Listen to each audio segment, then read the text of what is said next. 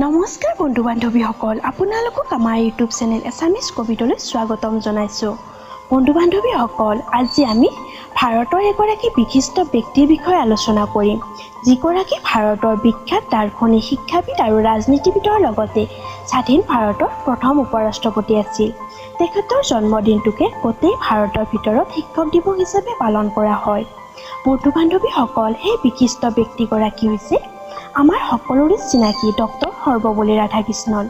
শিক্ষক দিৱস উপলক্ষে আজি আমি ডক্টৰ সৰ্বপল্লী ৰাধাকৃষ্ণনৰ বিষয়ে কিছু কথা আলোচনা কৰিম।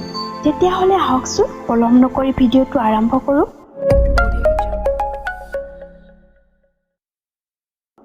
সৰ্বপল্লী ৰাধাকৃষ্ণনৰ জন্ম হৈছিল 1888 খ্ৰীষ্টাব্দৰ 5 ছেপ্টেম্বৰ তাৰিখে তামিলনাডুৰ এখন খুব ধুনীয়া ঠাই তিৰুতানীত।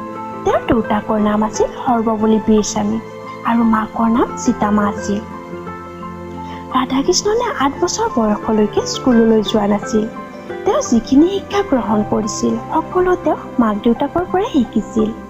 তাৰপিছত 1896 তেওঁ তিৰুপতিত অৱস্থিত লুথেৰান মিছন স্কুললৈ পঠোৱা হয়। তেখেতসকল ব্ৰাহ্মণ আছিল যদিও ৰাধাকৃষ্ণনে 1904 চনৰ পৰা 1908 চনলৈ খ্ৰীষ্টিয়ান কলেজত দৰ্শনাস্ত্ৰ পঢ়িছিল, কিয়নো খ্ৰীষ্টিয়ান শিক্ষানুষ্ঠানসমূহৰ শিক্ষা উচ্চমানৰ আছিল আৰু তাৰ নীতি নিয়মবোৰ খুবেই ভাল আছিল। ডক্টৰ ৰাধাকৃষ্ণনে দৰ্শনাস্ত্ৰত অনাৰ্ছ লৈ তেওঁ কলেজীয়া শিক্ষা শেষ কৰে, কিন্তু তেওঁ তাৰ আগতেই গোটেইখন বেদ আৰু উপনিষদ সম্পূৰ্ণৰূপে অধ্যয়ন কৰে। ৰাধাকৃষ্ণনে 20 বছৰ বয়সতে তেওঁৰ প্ৰথম দৰ্শনাস্ত্ৰৰ ওপৰত গ্ৰন্থ প্ৰকাশ কৰে, যিখনৰ নাম হৈছে the ethics of the Vedanta and its material presupposition, আৰু এইখন গ্ৰন্থৰ জৰিয়তে তেওঁ দাৰ্শনিক হিচাপে সকলোৰে মাজত পৰিচিত হয়। ডক্টৰ ৰাধাকৃষ্ণনে 1903 চনৰ 16 বছৰ বয়সতে তেওঁ শিৱকামুৰ লগত বিবাহত আবদ্ধ হয়। 1909 চনত ৰাধাকৃষ্ণনে মাদ্ৰাজ প্ৰেচিডেঞ্চি কলেজত সহকাৰী প্ৰবক্তা হিচাপে নিযুক্ত হয়। তাৰপিছত 1918 চনত মাইচৰ ইউনিভাৰ্চিটিত অধ্যাপক হিচাপে নিযুক্ত হয়, আৰু অধ্যাপক হিচাপে এয়াই আছিল তেওঁৰ জীৱনৰ প্ৰথম খোজ। তাৰপিছত তেওঁ কলকাতা ইউনিভাৰ্চিটি, অক্সফৰ্ড ইউনিভাৰ্চিটি আদিত অধ্যাপকতা কৰে, আৰু অধ্যাপক হিচাপে তেওঁ বিশ্ববাসীৰ পৰা বহুত সন্মান লাভ কৰে। 1931 চনত তেওঁ অন্ধ্ৰ ইউনিভাৰ্চিটিত উপাচাৰ্য হিচাপে নিযুক্ত হয়। তাৰপিছত 1939 চনত বানাৰস হিন্দু ইউনিভাৰ্চিটিত উপাচাৰ্য হয়। তেওঁ ইউনেস্কো আৰু ছোভিয়েট ইউনিয়নৰ এম্বাছাডৰ হয়, আৰু অৱশেষত 1952 চনত ভাৰতৰ প্ৰথম উপৰাষ্ট্ৰপতি হিচাপে নিযুক্ত হয়। তেখেতক 1954 চনত ভাৰত ৰত্ন প্ৰদান কৰা হয়।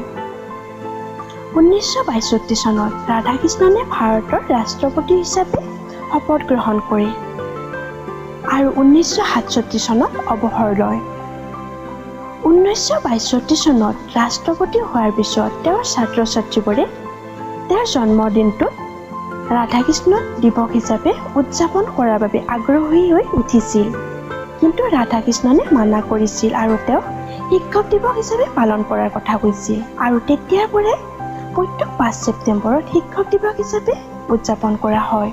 বন্ধু বান্ধৱীসকল, তেওঁৰ অপাৰ কৰ্মৰ জৰিয়তে দেশৰ বাবে সেৱা কৰি অৱশেষত 1972 চনৰ এপ্ৰিল মাহৰ 17 তাৰিখে পৰলোক প্ৰাপ্তি হয়। তেতিয়াহ'লে বন্ধু বান্ধৱীসকল, আজি ভিডিঅ'টো চাই কেনে পালে লাইক, কমেণ্ট আৰু শ্বেয়াৰ কৰিব, লগতে এই চেনেলটো ছাবস্ক্ৰাইব কৰিবলৈ নাপাহৰিব। ধন্যবাদ।